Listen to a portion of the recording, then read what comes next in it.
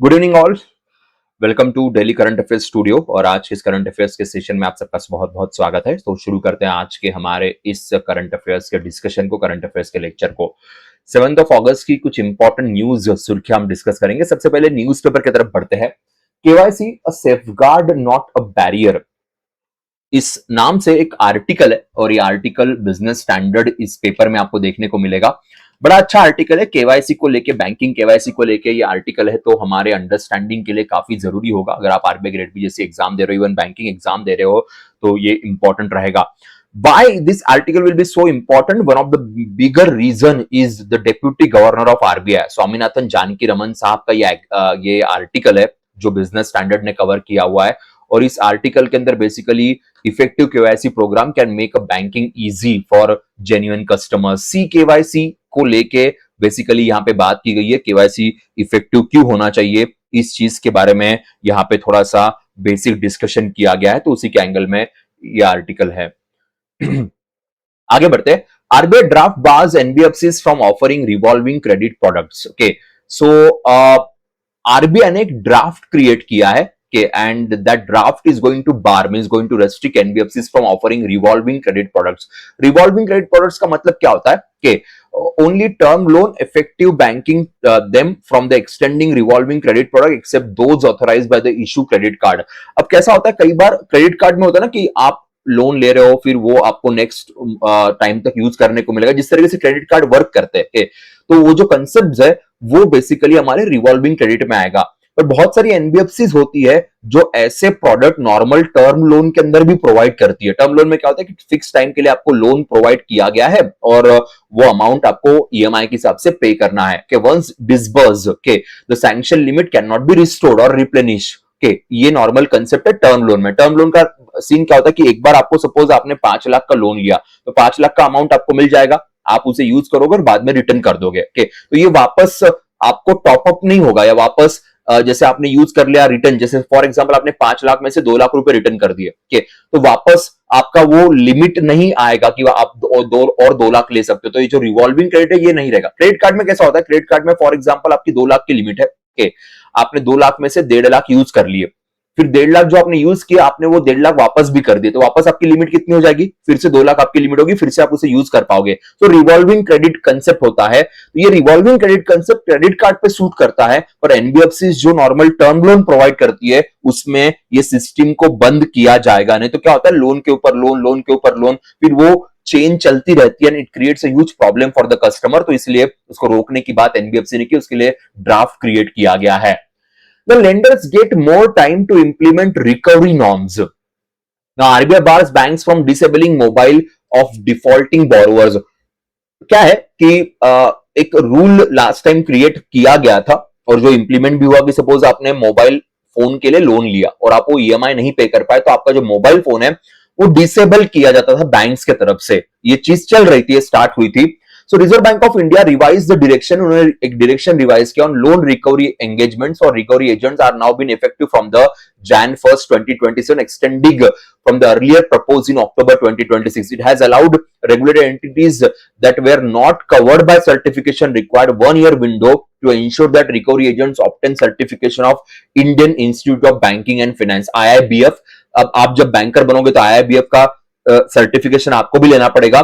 जो recovery agent जिनको bank hire कर रही है उनको भी ये सर्टिफिकेशन अभी कंपलसरी किया गया, बिकॉज रिकवरी एजेंट के नाम पे बहुत बार गुंडों को हायर किया जाता था और इसीलिए ये कंसेप्ट यहां पे लाया गया है कि आईआईबीएफ का सर्टिफिकेशन होना बहुत जरूरी है।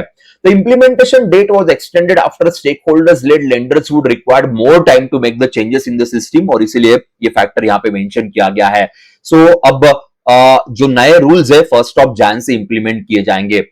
नाउ हमने लास्ट टाइम भी बात की थी कि एनबीएफसी का जो अपर लेयर है, आपको याद होगा कल के लेक्चर के अंदर भी हमारी बात हुई थी, base layer, then middle layer, upper layer, अंदर top layer. Top layer empty है, अपर लेयर के लिए 1 लाख करोड़ का एसेट साइज चाहिए, बात हमारी हुई थी।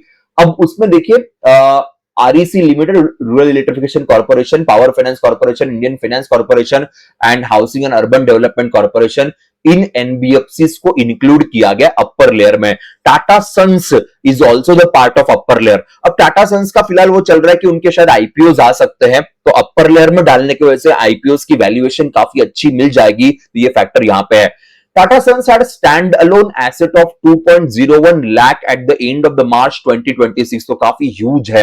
RBI clarifies Tata Sons inclusion without prejudice to the outcome of its pending deregistration application. Tata Sons continues in the upper layer list, और उसके अलावा और कौन-कौन आ रहा है, ये नाम है PNB Housing Finance, सम्मान capital do not feature in the fresh this upper जो लेयर लिस्ट है एनबीएफसी की। तो देखो अगेन टाटा, इसके अलावा rural electrification corporation, power finance corporation, Indian railway finance corporation, housing and urban development corporation, जो total 5 आपको एनबीएफसी है जो अपर लेयर के अंदर दिखाई देगी, जिनका एसेट साइज 1 लाख करोड़ से ज्यादा का है। Now, merchant discount rate on UPI small apps to bait on customers base, ये बवाल बड़ा चल रहा है। लोकसभा के में डिस्कशन हुआ, हमारी फाइनेंस मिनिस्टर मैम ने कहा कि कस्टमर्स के लिए नहीं, केवल मर्चेंट्स के लिए हम इसको इंक्लूड कर रहे हैं। आरबीआई की तरफ से भी कुछ क्लैरिफिकेशंस दिए गए, अब उसी की काफी चर्चा चल रही, तो इस आर्टिकल को भी पढ़िए, आपके लिए बड़ा अच्छा रहेगा। बजाज जनरल एंड स्विस री arm in commercial insurance MOU. Bajaj general insurance के इनका पहले आलियांस के साथ टाइप था, फिर आलियांस के साथ टाइप ब्रेक हुआ, आलियांस जियो के साथ चला गया री इंश्योरेंस के बिजनेस में।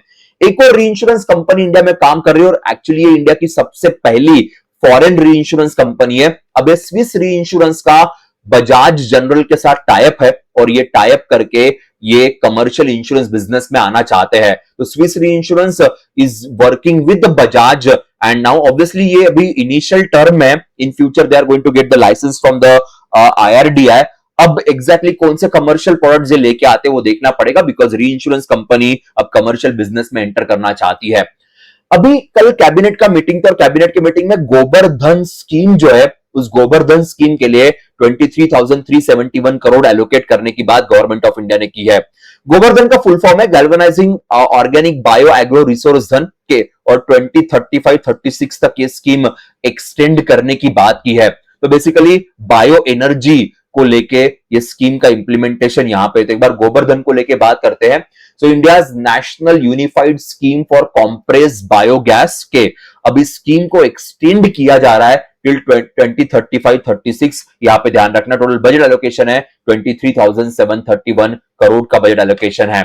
अब यहां पे कॉम्प्रेस बायोगैस की बात होती है, vibrant circular bio economy create करनी है, farmer, rural entrepreneur, private investment, waste to wealth, ये सारे फैक्टर्स यहां पे है। 6 ग्रोथ इंजिन्स गोबर्धन के अंदर मेंशन किए गए, assured CBG offtake, stable compress biogas pricing framework, capital assistance, development of pipeline infrastructure, credit guarantee support and CBG ecosystem challenge fund.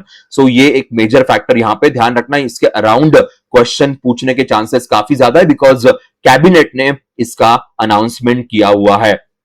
So this is a very important scheme for the government of India. अगर गोबर्धन की बात करें तो actually scheme 2018 में 2018 में start की गई थी। अभी जो अनाउंसमेंट हुई वो अनाउंसमेंट उसके एक्सटेंशन को लेके की गई है, तो ये भी है। So galvanizing organic bio agro resource Dhan is the name of the scheme जिसकी यहां पे बात हो रही थी। Government opposes income based creamy layer in SC/ST quotas. SC/ST जो कोटा है उसके अराउंड केस चल रही थी कि ऑनरेबल सुप्रीम कोर्ट के पास केस चल रही कि SC/ST कोटा के अंदर भी क्रीमिलियर, जिसे ओबीसी में होता है नॉन क्रीमिलियर की आपका इनकम लेवल क्या उसके हिसाब से सर्टिफिकेट मिलेगा, जिसको नॉन क्रीमिलियर सर्टिफिकेट कहते हैं, फिर उसके हिसाब से आपको रिजर्वेशन मिलेंगे। ये इनकम बेस्ड रिजर्वेशन वाला कंसेप्ट SC/ST के लिए भी लाने की काफी बात चल रही थी, कोर्ट में केस चली गई। गवर्नमेंट ने यहां पे एक यू टर्न लिया है, गवर्नमेंट ने कहा है कि income based creamy layer SC/ST Kota के लिए हम नहीं चाहते हैं। ये पॉलिटिशियंस सही में किसी के खरे नहीं होते। यूजुअली कहा जाता है कि हम यूजुअली कहते हैं कि अगर इनकम बेस्ड रिजर्वेशन रहे तो सही में सबको बहुत अच्छी हेल्प मिलेगी। नो डाउट कुछ कम्युनिटीज, कुछ कास्ट के ऊपर पास्ट में बड़े अन्याय हुए, उन सबको बेनिफिट मिलना चाहिए, और उन कम्युनिटीज के अंदर भी एक्चुअली जिनको बेनिफिट मिलना चाहिए वो कभी कभी नहीं मिल पाता, कभी कभी नहीं, आजकल तो बहुत बार नहीं मिल पाता, और इसीलिए इनकम कंसिडरेशन होना बहुत जरूरी था। बट गवर्नमेंट ने मना कर दिया, तो अभी सुप्रीम कोर्ट में ऑब्वियसली ये केस शायद दूसरा एंगल में जा सकती है। Let's see what will happen. Now हमने लास्ट टाइम बात की थी एप्रोप्रिएशन बिल की। अगर आपको याद होगा कि एप्रोप्रिएशन बिल, इसका मतलब है लोकसभा से जो पैसा, राज्यसभा ऑल्सो क्लियर्स। मैंने कहा था कि राज्यसभा के पास सिर्फ वो जाता है डिस्कशन के लिए, राज्यसभा अपने साइड से कुछ पॉइंटर्स मेंशन करती, तो उन्होंने वैसे भी क्लियर कर दिया है, तो लोकसभा तो ऑलरेडी उसके फेवर में वोट करने ही वाली है। चलो आगे बढ़ते हैं, बाकी न्यूज कवर करेंगे। President ma'am inaugurates Jagat Guru कृपालु यूनिवर्सिटी इन ओडिशा। ओडिशा के अंदर एक यूनिवर्सिटी का यहां पे इनॉग्रेशन किया गया प्रेसिडेंट द्रौपदी मुर्मू मैम से, उन्हीं का ये नेटिव स्टेट है। So new hire education institution है जो ओडिशा के अंदर क्रिएट किया गया, कटक के अंदर इसे बनाया गया है। GVMC Moscow government sign MOC to boost smart mobility और urban development in Visakhapatnam. GVMC greater Visakhapatnam municipal corporation and government of Moscow, इनके बीच में टाइप हुआ, मेमोरेंडम ऑफ कोऑपरेशन के लिए टाइप हुआ है, urban development and smart mobility को ध्यान में रखते हुए। तो इसके अराउंड भी एग्जाम में क्वेश्चन बन सकते हैं, बस इतना ही पॉइंट ध्यान रखिएगा। Now, Ministry of Ayush and India AI signed MOU to promote AI-driven innovation in traditional medicine. So, AI का यूज आयुष में करने के लिए इंडिया आया। इसके बारे में लास्ट टाइम भी हमारी बात हुई थी, हमने PIB के थ्रू ही ये न्यूज आपके लिए कवर किया था। Department of post release a commemorative stamp honouring the Satish Gujral's birth anniversary. So centenary थे सतीश गुजराल साहब की। Satish Gujral renowned Indian painter sculptor रह चुके हैं, म्यूरलिस्ट है, आर्किटेक्ट है, one of the very famous 2010 acrylic self portrait, one of the self portrait by him के, so one of the very very famous. तो उन्हीं के नाम से ये एक postage stamp department of telecommunication, department of communication के द्वारा बेसिकली लॉन्च किया गया। गिरिराज सिंह साहब inaugurate centre of excellence for handloom technology at IIT Delhi के। अभी आप सबको पता होगा हैंडलूम डे हमने सेलिब्रेट किया, एक बार कमेंट सेक्शन में डाल दीजिए हैंडलूम डे कब सेलिब्रेट करते हैं और किस वजह से हैंडलूम डे सेलिब्रेट किया जाता है, तो उसी के बारे में एक बार डाल दीजिएगा कमेंट सेक्शन के अंदर। Esri India and Dell sign MOU to boost defence capabilities of GIS एंड GO AI के। Esri is one of the private company, they sign the Navratna CPSE Bharat electricals limited for defence collaborations. मैंने कल भी newspaper के article के through इसके बारे में आपसे बात की थी। चलो आगे जाते हैं, बाकी न्यूज के ऊपर बात करेंगे जो PIB और बाकी से प्रेरित है। BRICS adopt joint declaration on industrial cooperation. BRICS industrial meeting Jaipur Rajasthan में ऑर्गेनाइज की गई थी कि ब्रिक्स का इस बार का प्रेसिडेंसी भारत के पास है, तो ये मीटिंग जयपुर में थी और उसी मीटिंग की यहाँ पे बात की जा रही है। Action plan for BRICS working group for photovoltaic industry, ये one of the major factor यहाँ पे डिस्कस किया गया। बाकी आगे बढ़ते, Microsoft launches 4th Indian cloud region in Hyderabad. Microsoft ने अपना general availability of the 4th cloud region ये अनाउंस किया 6 अगस्त को, हैदराबाद में इसे डेवलप किया जा रहा है तेलंगाना गवर्नमेंट के साथ मिलकर। इसके अलावा इनके पास पुणे, चेन्नई, मुंबई, इन 3 जगह पे ऑलरेडी उनके क्लाउड कंप्यूटिंग सेंटर्स है। हैदराबाद के अंदर 4th सेंटर है, तो माइक्रोसॉफ्ट अपने क्लाउड कंप्यूटिंग के लिए इंडिया पे काफी हेवीली डिपेंडेंट है। सो पुणे, चेन्नई, मुंबई एंड हैदराबाद। तो आप देखोगे साउथ इंडिया में ज्यादा फोकस उनका है। So obviously Mumbai, Pune western India का पार्ट है, उसके बाद चेन्नई एंड हैदराबाद, तो इन रीजन्स में काफी फोकस किया गया है for this particular major focus. Okay, Microsoft Indian AI infrastructure expansion cumulative 20.5 billion investment commitment for India. It includes 3 billion investment announced in Jan 2025 and 17.5 billion in December 2025. Major Indian enterprise including Adani, HDFC, Bajaj Finserv, PBPay have signed early customer agreement for this Hyderabad cloud region. ये भी एक announcement की गई है। Coal India moves into iron ore mining in diversification push. मैंने आपको last time भी कहा था कि जितनी भी हमारी कोल बेस्ड कंपनीज है, CO2 एमिशन हमें जीरो करना है, इसलिए अपने बिजनेस को धीरे धीरे डाइवर्सिफाई कर रहे हैं। NTPC ऑलरेडी डाइवर्सिफाइड, वैसे कोल इंडिया ने भी अपना बिजनेस डाइवर्सिफाई करना शुरू कर दिया। Now they entered into the iron ore. Maharatna company है गवर्नमेंट ऑफ इंडिया की, तो इन्होंने क्योंझार डिस्ट्रिक्ट ऑफ ओडिशा, यहाँ पे ब्लॉक परचेस कर लिया आयरन ओर के लिए, तो ये मेजर फैक्टर है। कोल इंडिया 1975 में एस्टैब्लिश किया गया, इंडिया की one of the strongest company है, महारत्ना कंपनी है जो कोल एक्सप्लोरेशन में काम करती। Now they entered into the iron ore. IT rules cut unlawful content removal deadline to 3 years के IT के रूल्स आजकल बड़े स्ट्रिक्ट बनते जा रहे हैं। कभी कभी लगता है कि against the freedom of speech भी कई बार लगता है कि अगर गवर्नमेंट को लगा कि भाई ये चीज हमारे लिए अच्छी नहीं है तो विद इन 3 आवर्स उसे उस कंपनी को रिमूव करना पड़ेगा। जैसे अभी रिसेंटली मोदी जी के वीडियो को लेके मेटा के तरफ से थोड़ा सा प्रॉब्लम हुआ, तो उस प्रॉब्लम को लेके मार्क जकरबर्ग को सॉरी बोलने के लिए बोला गया कि IT रूल्स के अंदर उनको बोला गया कि अगर आप सॉरी नहीं कहते तो फिर आपके अगेंस्ट हम एक्शन लेंगे, आपके अगेंस्ट हम लोग कड़ी एक्शन ली जाएगी। तो ऐसा ही कुछ इस रूल्स के अंदर है कि regarding information technology intermediate guidelines and digital media ethics code कि अगर कोई अनलॉफुल कंटेंट है सो पहले 36 आवर्स के अंदर उसको रिमूव करना था, 3 घंटे के अंदर उसे रिमूव किया जाएगा कि वैलिड कोर्ट ऑर्डर और गवर्नमेंट नोटिस के बाद। सो गवर्नमेंट के पास काफी स्ट्रॉन्गर पावर यहां पे आ जाते हैं ऐसे चीजों के ऊपर एक्शन लेने के लिए, तो ये ध्यान रखेगा। So which is another very crucial very important factor. मैं आगे बढ़ता हूं। Lok Sabha passes taxation and other law amendment bill.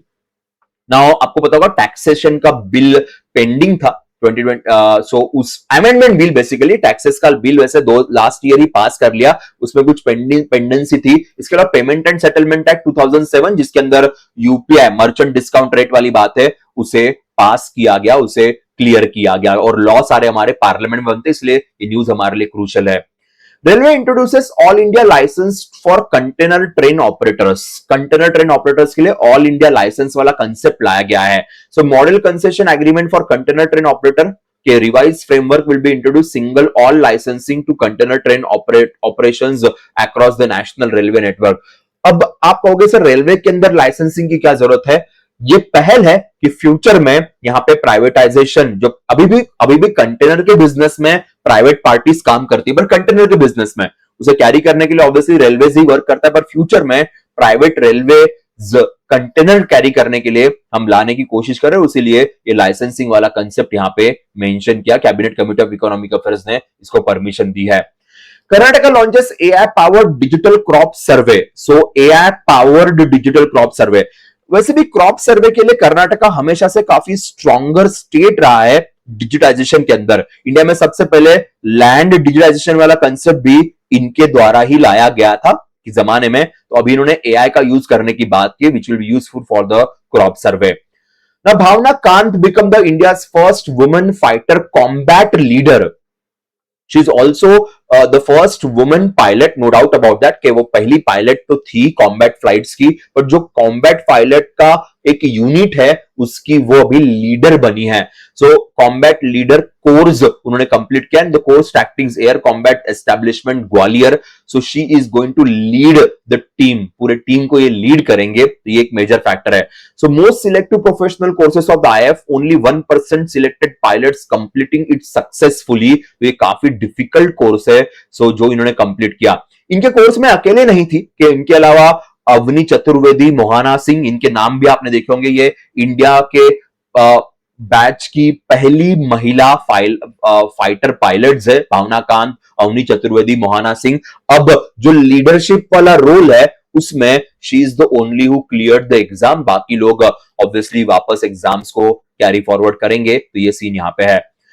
Standard Chartered gets approval for the GIFT city wealth services. GIFT city के अंदर स्टैंडर्ड चार्टर्ड बैंक को अभी entry मिली है for the wealth services के लिए। Gift city international financial service centre की बात की जाती है और इंटरनेशनल फाइनेंशियल सर्विस सेंटर के अंदर ऑब्वियसली आपको आरबीआई की परमिशन की जरूरत नहीं पड़ती है, आप डायरेक्टली आईएफएससीए के परमिशन से ही काम कर सकते हैं और उनका फंक्शन काफी इंटरनेशनल एंगल में यहां पे बन जाता है। स्टैंडर्ड चार्टर्ड ये यूके बेस्ड बैंक है, इंटरनेशनली रिकॉग्नाइज्ड बैंक है। नाउ दे वेल्थ मैनेजमेंट के एंगल में आईएफएससी के अंदर ये वर्क करेंगे। RBI release second list of upper layer NBFC. मैंने थोड़ी देर पहले आपको उनके सबके नाम बताए कि जो इसमें इंक्लूड किए गए, कि ये फैक्टर यहां पे याद रखना। टाटा सन्स की बात हमने की थी, इसके अलावा मैंने कहा था कि RBI added REC limited, power finance corporation, Indian finance corporation, housing and urban development corporation in the upper layer list. PNB and Samman limited were excluded from the list, ये भी अनाउंसमेंट किया गया है। अपेडा ऑर्गेनाइजेस बायोफैक्ट इंडिया के, APEDA agriculture and process food product export development authority ministry of commerce के अंदर आती है। इन्होंने बायोफैक्ट इंडिया 2026 ऑर्गेनाइज किया था। आपको याद होगा India got the chief guest और the leadership in Germany also, Germany के अंदर भी हमें मिला था। सो अब उसी के बेसिस पे यहां पे ग्रेटर नोएडा कि दिल्ली एनसीआर रीजन में से ऑर्गेनाइज किया गया बायोफैक्ट India international trade for organic, natural and sustainable food sectors के लिए ये ध्यान रखेगा। यहाँ पे अलग अलग इंडियन स्टेट्स पार्टिसिपेट करेंगे अपने प्रोडक्ट्स को जस्टिफाई करने के लिए या शोकेस करने के लिए। अपेडा कॉमर्स मिनिस्ट्री के अंदर आता है, 1985 में इसे एस्टैब्लिश किया गया। गजेंद्र सिंह शेखावत लॉन्चेस हर घर तिरंगा। हर घर तिरंगा ये कंसेप्ट 2022 में स्टार्ट हुआ था। तो 15 अगस्त से पहले ये कंसेप्ट की शुरुआत होती है, तो 9 अगस्त से लेकर 17 अगस्त तक ये हर घर तिरंगा कैंपेन है जिसकी शुरुआत की जा रही है। और उस कैंपेन को अभी इसका इस साल का वर्जन है, तो बेसिकली शुरुआत 2022 में थी हर घर तिरंगा। तो 2026 एडिशन जो है 150th anniversary of Vande Mataram national song, उसको सेलिब्रेट करने के लिए इसे इंप्लीमेंट किया जा रहा है। Ladakh to launch first high altitude wild life safari, India की सबसे पहली high altitude wild life safari ये स्टार्ट हो रही है लद्दाख के अंदर, हेमिस नेशनल पार्क के यहां पे। इसके अलावा Changthang, Karakoram wild life sanctuary, Nubra, Zanskar, Sham, Kargil, Dras, इस रीजन में स्नो लेपर्ड बर्ड वॉचिंग होती है, उसी को ध्यान में रखते हुए इसकी शुरुआत की गई। तो ये हमारी हाई अल्टीट्यूड की होगी। The vehicles are model on safari operations in Kaziranga national and Ranthambore, उसके हिसाब से ये व्हीकल्स क्रिएट किए। स्पेशली स्नो लेपर्ड का यहाँ पे थोड़ा मेजर फैक्टर होता है। तो दोस्तों ये थी आज की इंपॉर्टेंट न्यूज। मिलते हैं नेक्स्ट सेशन में, तब तक के लिए bye bye, take care, safe रहिए, सुरक्षित रहिए और पढ़ते रहिएगा। बाय।